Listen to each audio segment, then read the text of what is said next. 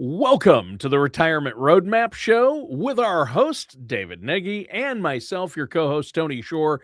And I'll tell you what, David, I am excited to be here. I want to tell our listeners and viewers out there, this is going to be a great show. David and I haven't talked in a couple of weeks, and I'm glad we're doing a new show this week. There's a lot going on, obviously. We have a lot to talk about. And especially appropriate. I know that our title of the show today might immediately make you think, if you're like me, of the Kenny Loggins song Danger Zone. Straight into the danger zone from Top Gun. But that's just Top me. Gun, baby. But anyway, we're talking about the retirement danger zone today, and I can't wait to get into it. But first, David, what have you been up to? Did you have a good Easter? Have you had a good couple of weeks? Are you had a great busy? Easter, hung out with my in-laws and my wife and her children from a previous marriage. It was a great time. We all have a great time. We always have a good time. We get together, lots of good food. My neighbor's Italian, and they brought over some unbelievable Italian food that, I don't get that very often anymore because mom's in Houston, but great time. Yeah, the real deal. Good stuff. Homemade Italian. There's nothing better. Italian. There's nothing better. There's nothing better. Yeah, I'm half English, half Irish, so there is no good traditional food where my family originates from. So I've gravitated toward my favorite is Mexican and Italian. I love Mexican food. I love Italian food. Yes. I'm not especially fond of boiled meats and vegetables, which everything in the UK is boiled. It's like, why would you boil meat? I heard you were on the seafood diet. You see food and you eat it. I should have I don't have a thing. I have an orchestra hit for that. I should have had. I should have had the sad trombone. That's for every time. I have to have that one ready when I'm doing a show with David Nagy. I should have remembered that. We were telling some bad jokes before the show. I said the bad dad joke, and I'm sure most of our listeners have heard it. If not, here's a bad dad joke for you before we get into the finances. And that is, why did the Scarecrow win an award? Because he was outstanding in his field. There you go. There you go. So let's jump right into the show today, David. Sure. The retirement danger zone, and the subtitle is why the first 5 years can make or break you. And I know that a lot of times, and you've said this to me before. I remember you saying this once before to me. You said, why most retirement plans look great until you try to use them. Yeah, that's where the rubber meets the road, so to speak, right? Yeah, it really does. Yeah, and retirement isn't just about average rate of return. When you're young and you're putting money in your retirement plan and you're dollar cost averaging, it's always about the average return. But average returns don't really matter when you're in retirement. It's about surviving the worst case scenario. And most plans are not built for that. Most plans are built on this, well, I hope it works out. But hope is not a strategy, Tony. And for a lot of people, before they come into my office, they don't have a plan. And I think that's why it's so important to sit down with an advisor that does retirement planning and build an actual plan. Because, today, we're spending 30, 40 years building our wealth, and in my second book, I talk about this. I talk about climbing Mount Everest and how building for retirement, that accumulation phase, it's just like climbing that mountain, right? It's hard. It takes a long time, takes a lot of planning. Yeah. Sometimes you have setbacks, and a lot of people are fortunate to get to the peak, right? And that's the name of my book, Serenity at the Summit, right? Having that serenity when you get there. Well, for a lot of people, they've got the blinders on and they don't really plan as they enter into retirement a withdrawal strategy and how to take those funds out. And that's going down the mountain, right? Now you're descending, or you're in that phase of life where you're decumulating, right? You're on the backside of the mountain, headed down, and you planned on getting to the peak, and you did so well saving and working so hard so you could enjoy retirement, and you get to the peak when you retire. And it's the same with Mount Everest. I see what you're saying. People plan on I'm going to reach the peak of Mount Everest. Did you make it to the peak? I made it to the peak. But where most people fail or even expire or pass away, most of the fatalities on Mount Everest, they all happen on the way down. On the way down. Typically, And in fact, and because we talked about this before. you got to have a plan to get down. Well, you do, but in 2019, more people passed away going down Mount Everest than actually made it to the top. And retirement's no different. That's crazy. Yeah. Yep. Yep. And, and unfortunately, our industry really focuses on accumulation, not distribution. Right. And the question is, it's not what is the rate of return. The real question is what happens if I retire and the market drops 20 or 30% in the first year or two of retirement? And that's what you have to start thinking about, because average returns don't matter if you experience below average timing. And a lot of people don't get that. People are often saying, well, if you average a return of 8% a year over the course of the next 20 or 30 years, you can do the 4% rule or what have you. But the problem is not every year is the average rate of return. No. That's an average over 20 or 30 years. What if the market's down 2 of the first 3 years? It's not just the market, right? It's now you're withdrawing money. Right. Plus market volatility, plus inflation. When those three things collide, it can literally destroy your retirement dreams. So what you're saying is it's almost as important or more important, not necessarily how much you have, but when you take it out, which is what you've referred to as the sequence of returns risk is what you're talking about here, right? Yeah. So how does the sequence of returns risk affect retirees? In other words, when they're taking money out of the market? Well, they talk about, let's talk about average returns, right? When we're accumulating assets, when we're building that retirement, or we're climbing Mount Everest for retirement, if you have 500,000 in the 401k and I have 500,000 in the 401k, and you have some good years in the beginning, and then towards the end, you have some bad years, but I have the opposite returns, right? I have the same average rate of return, but I have some bad years in the beginning and some good years towards the end. Well, during accumulation, it doesn't matter the sequence of the returns, whether you have good years in the beginning or I have bad years in the beginning. As long as we have the same average return, doesn't matter. Because you're not pulling the money out. You're leaving it in, and over time, it has time to get that average return. Yeah. And now we're going down the mountain, or we're in the distribution phase, and we're drawing income from a declining portfolio. And what tends to happen is people make bad decisions. And I always hear people always come in and say, oh yeah, no, I don't panic. But when you don't have income anymore and you have to live on what you have left, and the market goes down 30, 40%, you bet you're going to panic. Oh, and I see it all the time. I've been doing this 35 years. I've seen it over and over again. And the other thing is, a lot of people don't have some type of buffer strategy where if the market goes down, they have some protection. And a lot of people, 90% of the people that come in here, they're working with the same person they've been with for 20 years. I just met with a guy earlier today. Oh yeah, we've been with them for 20 years. They never put together a buffer strategy. They never put together an income strategy. They have never looked at tax mitigation strategy, and they get a huge 1099 every year. And so my question was, well, why isn't your current professional doing this? And they didn't have an answer. And so then what tends to happen is after 2 or 3 meetings, those same people say to me, geez, Dave, I wish I would have met you 10 years ago.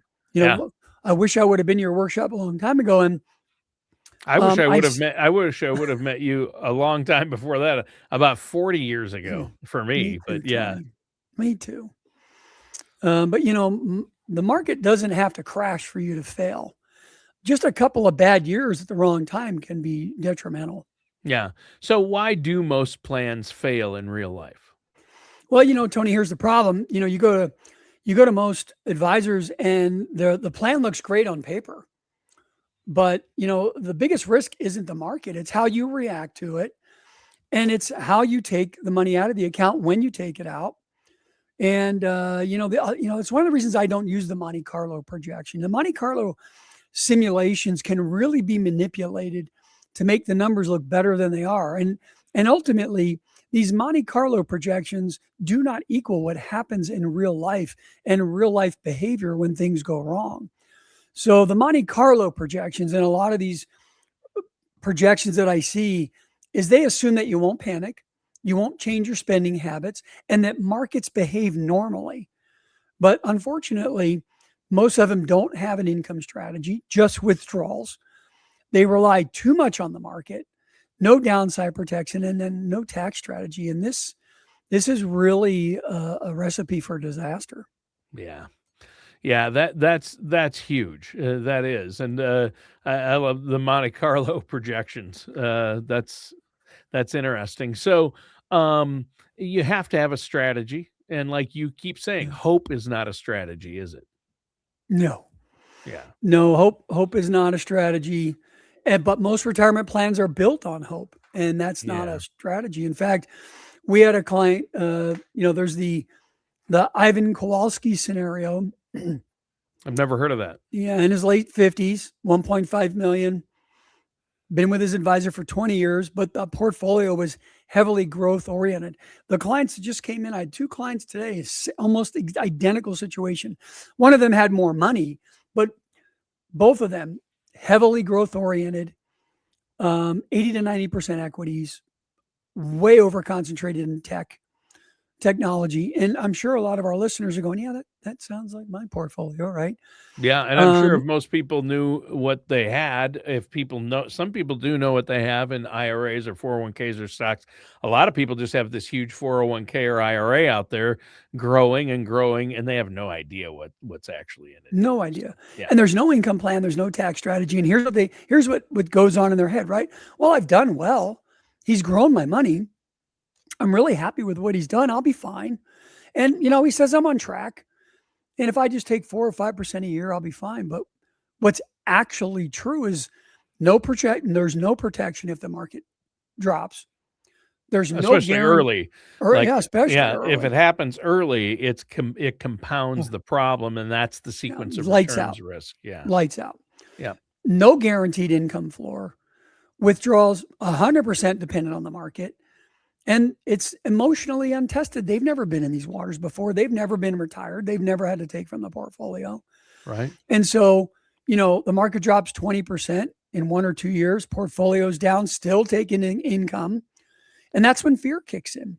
Because they see And that quickly depletes, it yeah, ruins the compounding interest effect, and it's going to quickly deplete what you have. yeah. And So, then what are your options at this point?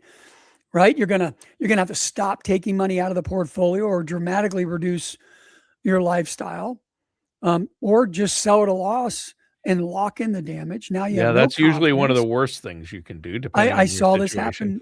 happen. We had this happen with a client.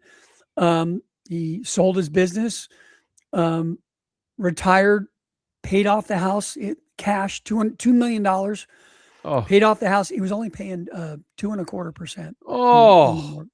Yeah, people don't understand that there is good debt. You use the Yeah, bank's money instead of your own. How free money. imagine the interest he could have been making, Oh, compounding interest on $2 million rather than or just the income stream that would have the provided income stream it in would have safe provided. investments. And And keep paying the house off at 2%. Use the yeah, bank's money for that. You're gonna make 100%. way more than 2% on that 100%. 2,000,000. But then what happened was, we had 1.5 million left. We put together a very good plan. But then the kids, both of his children, a lot of problems. They just kept throwing money at him without any concept of how that was going to affect our long-term plan. Mm, Then he says, well, I want to build this extra room under the house and it's going to be $150,000. I'm just going to pull it out of the portfolio. I'm like, well, the market's down. You don't want to touch it right now. yeah. Well, and he did everything wrong. Didn't listen to me. And now Mhm. they're having to do a reverse mortgage just to keep paying their bill. It's sad Yeah. when you see these things happening, and they're Wow. preventable. Yeah, imagine retiring with that much money or having that much money that you could have been using and making last throughout retirement, but you didn't. You just you accessed it at the wrong time. You didn't have a proper plan that and stick to it. Yeah, you gotta get a trusted financial services professional like And then you yourself, got to listen to them. and then you have to stick to the plan. Yeah, Yeah. that helps. Yeah, yeah, Well, and that's one of the things that we did in our first meeting. We really just sit down and get to know you. We want to understand your situation. What are you trying to accomplish? And then what are your concerns? And then that, we go through all of your statements. And I always ask people, can I see your financial plan? And unfortunately, most people don't actually have a plan. What they have is a bunch of brokerage statements and accounts, but that's not a plan.